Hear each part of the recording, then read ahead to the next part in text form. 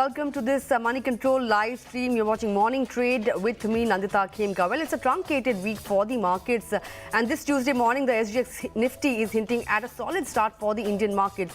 Even though the SGX Nifty is in the red, but the adjusted figures do suggest that the Nifty will cross that 18,200 mark in today's session.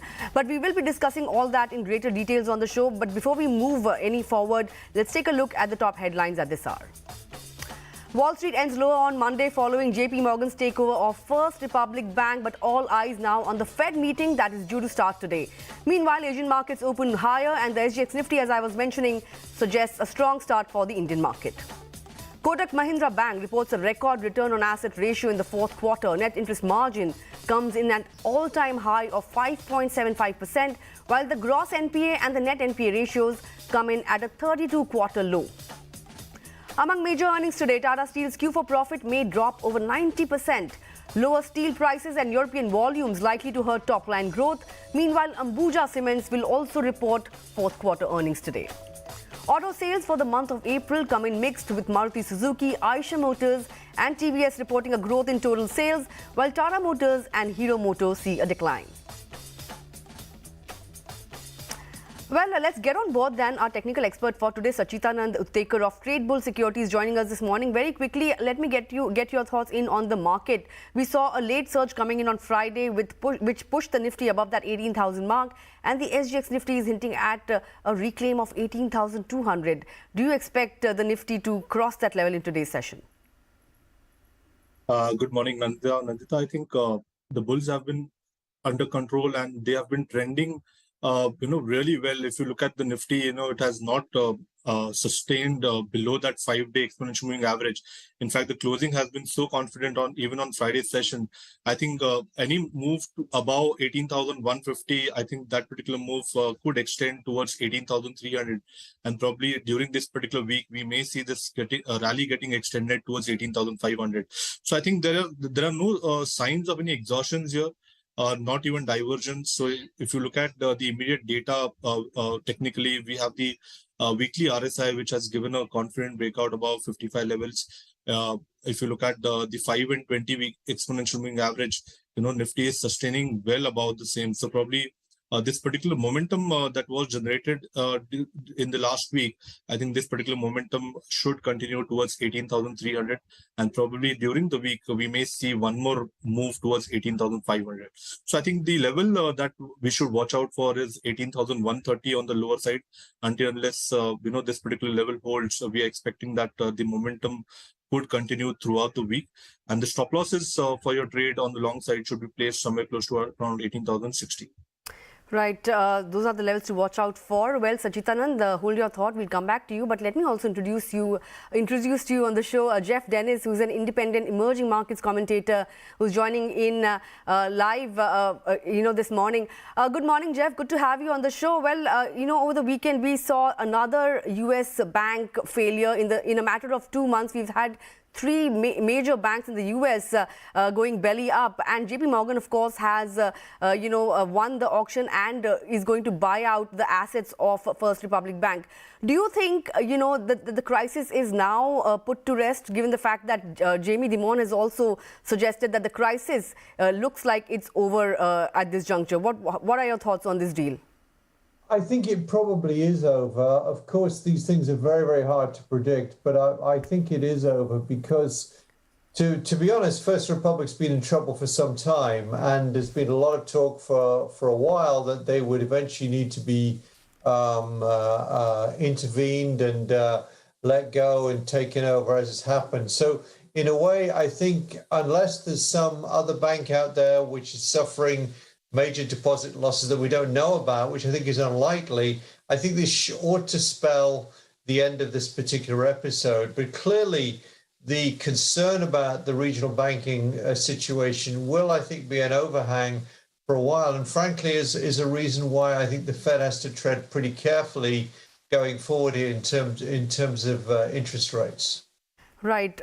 Speaking about the Fed, of course, the two-day meeting begins today, and, expectations are that the U.S. Federal Reserve will be hiking rates by another 25 basis points. But the bigger point is whether or not the Fed will be signaling a pause here on. What are your own thoughts on that? I think they probably will leave their options open, but will lean, I think, potentially to a pause. I'm not quite sure how they're going to manage that in terms of their wording of the statement. Clearly, 25 basis point looks like a done deal. So once again, it won't be the rate hike itself. It'll be the statement and Jay Powell's comments. But I think given where inflation is going and it's falling sharply now, my numbers suggest inflation could be down to just over 3% by the middle of the year, although core inflation will be a bit higher. Wage inflation is not really that much of a problem. The economy is quite soft in some of the data, and you've got this regional banking crisis overhang. So I think the Fed will probably try to signal that we are at the peak, but that's going to be very, very tough for them to manage in terms of their words. But I guess the bottom line here, as far as I'm concerned, is this is the last interest rate hike in this cycle. Well, last interest rate hike in this cycle, but do you think they can afford to signal a pause at this juncture, given the fact that the US growth is slowing? Even though you feel that inflation will be around the 3% mark mid-year, it looks like, it's going to be tough because inflation remains above that 5% mark and the Fed is not budging from its 2% target. Another 25 basis point after this looks unlikely. But what are the chances that the US economy may actually be staring at a recession now? I think the chances of recession have receded somewhat, but I think the important thing about the economy is even if there were to be a recession, the very weak GDP number in the first quarter had a lot to do with inventories. So I think we may still skirt a recession, but with the consumer being still quite strong, I think the chances of recession have eased somewhat. But the important thing, I think, is if there is a recession, it's going to be very, very shallow and probably relatively short. Now, the important thing, I think, about the inflation rate vis-a-vis the Fed's target is although we're not going to be on target by the middle of the year, by the way, we'll get 2 more jobs reports before the Fed meets again after, obviously, after this Tuesday, Wednesday meeting this week.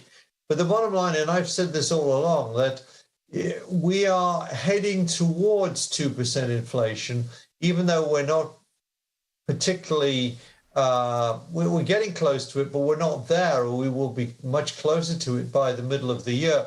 But in the fact that we're heading towards 2% with a softer economy, with real interest rates, therefore, moving decisively into positive territory, I think that'll be enough overall to allow the Fed to pause and wait. And of course, if they need to raise rates again down the road, they will do so. But I tend to think that all those factors together are suggestive of the Fed being wanting to be somewhere near the peak in terms of their interest rate policy right now. Right. I also want to get in your thoughts on the Indian markets. We've seen China reopen and, it handed in a strong GDP growth figure of 4.5%. But foreign investors have also made a comeback to the Indian markets over the last few sessions. So vis-a-vis China, where do you see India heading? Do you think that will now once again become a favorite among the FI community? I think the first thing to say about all of this is that the emerging markets are having another quite disappointing year. I mean, EM is up about 1.8% in dollar terms, 1.9% in dollar terms. Developed markets are up almost 9%. So we are lagging behind in rising markets, which is unusual. And that's even though the dollar's been softer. Now, my bet is that as the Fed signals a peak in interest rates, the dollar will go lower still, especially if the US economy softens more, and that will suck money more towards the emerging markets. Now, the reason the index has done poorly this year, China's down, India's down, 1 or 2 other big markets like South Africa and Brazil are down. If I would look at India now, I do think it looks good.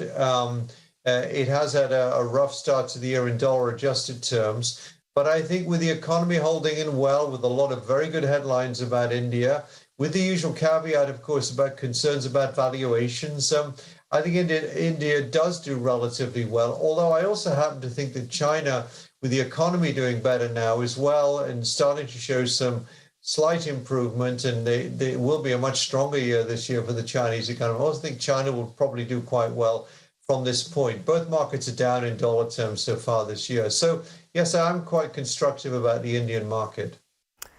Well, quite constructive about the Indian markets. With that, Geoff, thanks a lot for taking out time and joining in and sharing your thoughts with us. Always a pleasure chatting with you. Well, with that, let's go back to Sacchitanand and discuss specific stocks. Now, first up for me, the stock of the day is Adani Green, given the fact that it has reported a four-fold jump in its fourth quarter profit. Now, if you look at the stock over the last 5 days, it has done pretty well, but on a YTD basis, of course, after the Hindenburg controversy broke out, we've seen quite a bit of heft being shaved off from the stock. But in today's session, expect up move, given the fact that profits have, come in at fourfold of what was being expected? Well, Nandita, I think for the last few weeks, the stock has been consolidating within this particular band of 980, 975 on the higher side. And there is a good sign of support at around 900. So probably we may see a breakout here. This particular move can extend towards 1100, where its 200-day exponential moving average is placed. So there are no signs of any, negativity right now. The consolidation has been healthy. So probably in case someone is holding on to this particular counter, the trailing stop loss should be placed somewhere close to around 920, and one can hold on to his positions for probable target or a swing towards 1100. Right, we're getting a couple of queries on some of the banking stocks. PNB, Kinky Tail has written in and wants to know your thoughts on PNB. And, we also have Hari Shankar who wants to know your thoughts on this stock. PNB has done pretty well in Friday's session. Over the last 5 days, it has been in an uptrend. What are your thoughts on this stock? And, of course, another query coming in on IDFC First Bank. So these two counters, how would you approach them? Well, last week, I think, the entire PSU banking space was doing well. I think it was one of the strongest outperformers during this particular week. If you look at PNB, we clearly saw a breakout from a falling wedge formation somewhere close to around 48 levels. And since then, the stock has been trending well above its short-term averages. Even right now, the immediate hurdle is placed somewhere close to 53, but I think that may not be, much significant. We're expecting this particular rally to continue towards 56, 57 on an immediate basis. But eventually, if you look at the weekly and the monthly setup, we may see an eventual swing towards that 60 zone. So definitely, the stock still is displaying a lot of strength. And probably from a trading perspective, a stop loss can be placed somewhere close to around 51. When it comes to IDFC First Bank, a disclosure from our end. We also recommended this particular stock last week to our clients. Now, if you look at the entire structure on the monthly and the weekly scale, the stock consolidated well above its 200 monthly exponential moving average, which was placed around 52. From that particular swing support, we have seen a fresh bullish impulse getting unfolded. So we're expecting this particular momentum to continue towards 68 and 74 levels. These are a bit, on the long-term side. And from a trading perspective, I think the breakout that we saw above that 60 hurdle, I think your trading stop losses can be placed somewhere close to around 59. And the positions can be reviewed once the stock starts trending near 68. Right, so that's the view on PNB and IDFC First. We also had a query on PNB from Ashok Kandukuri. I hope this answers your query. Let's also talk about Kotak Mahindra Bank. It reported a great set of numbers, all-time high ROA, margins at all-time high. In fact, a lot of brokerages have maintained their rating on the stock, except for CLSA that has downgraded it, to outperform from buy. What are your thoughts on Kotak Mahindra Bank now, given the fact that it has, it is in the green when it comes to, a YTD basis? Vis-a-vis an Axis Bank, how would you rate Kotak Mahindra Bank now? Well, purely from a relative strength perspective, I think Kotak is well placed. Now, if you look at the recent down moves that we saw from 1900 levels, which began in the month of November, it took almost around 18 weeks for this particular stock to scale lower towards 1650 levels. And in just a matter of 5 weeks, the stock is back to that particular level. So clearly, if you look at the relative strength, we still see a lot of potential in this particular counter. On an immediate basis, the stock can scale towards 2000, 2030 levels, and that's why holding on to longs and building fresh longs is still recommended.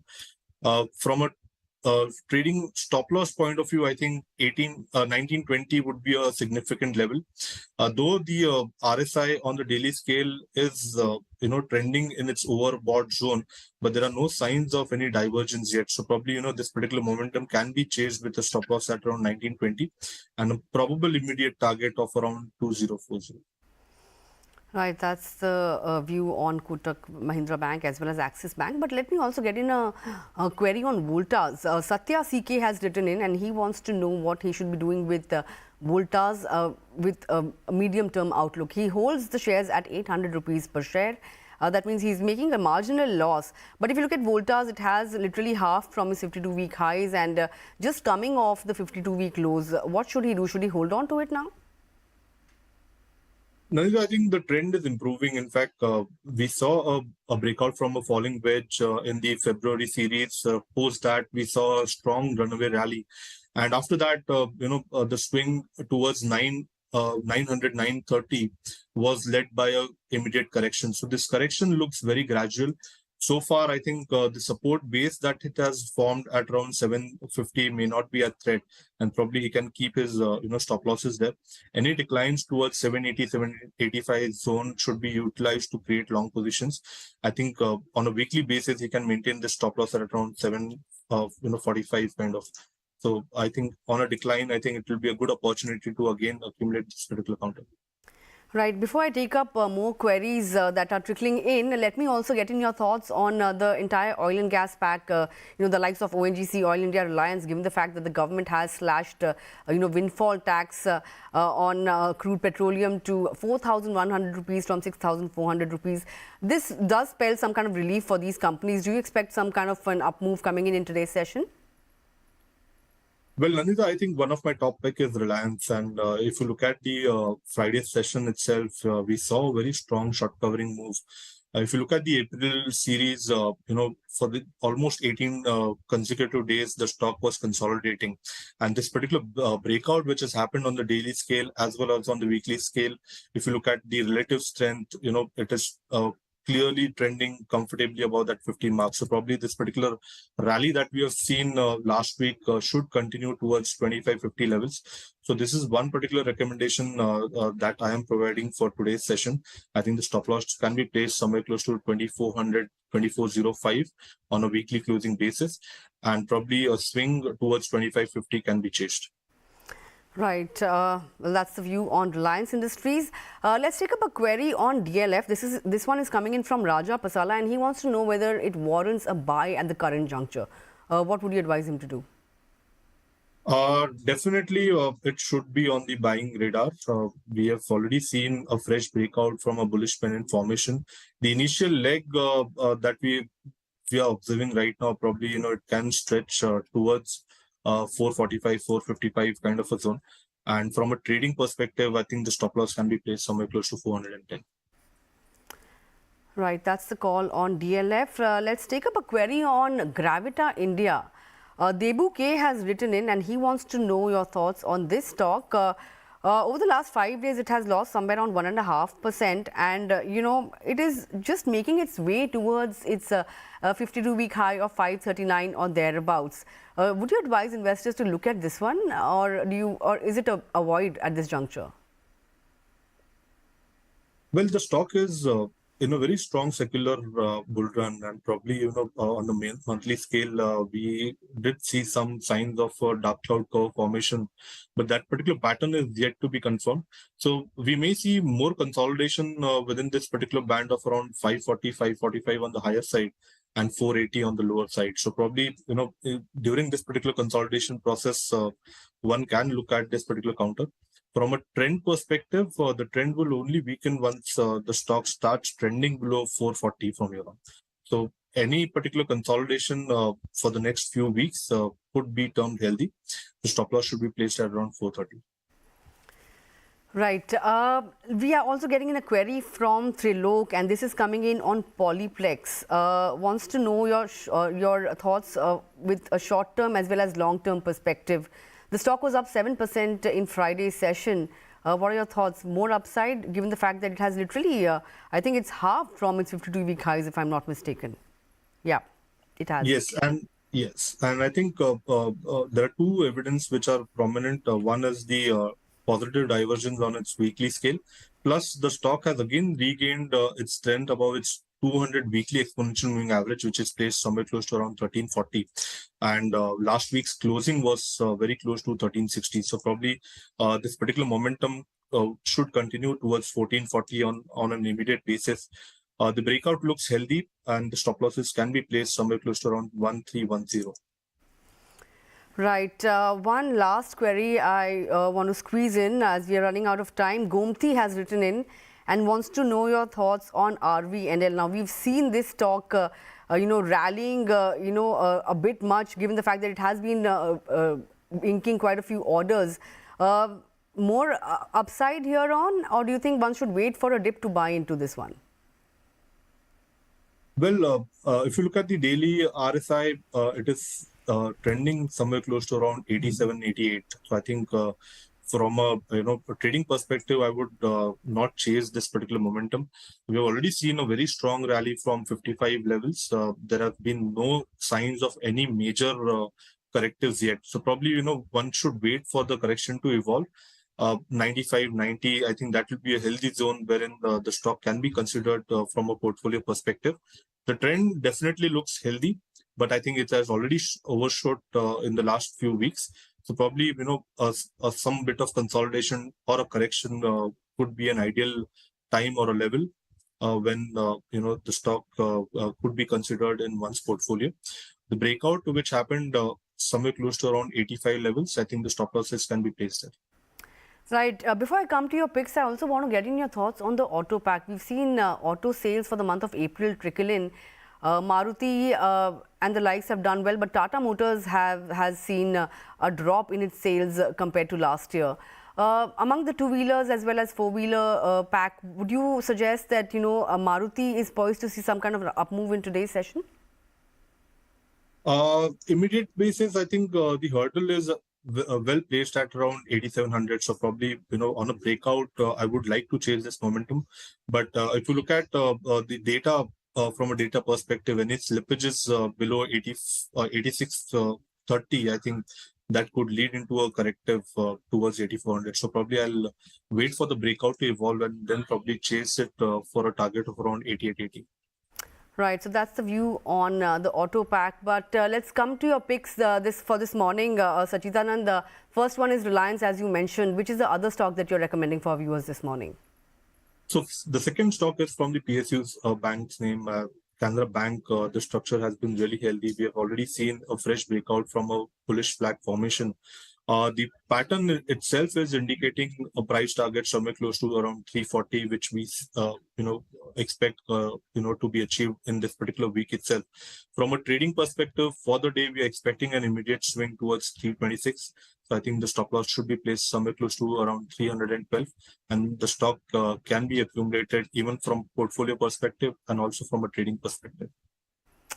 Right. So Canara Bank and Reliance Industries, two stock picks from Sacchitanand this morning. With that, Sacchitanand, thanks a lot for taking out time and joining us this morning and addressing all our viewer queries. Well, with that, we're completely timed out on this edition of Morning Trade. But don't go anywhere, because coming up next is Opening Bell. Have a profitable day ahead.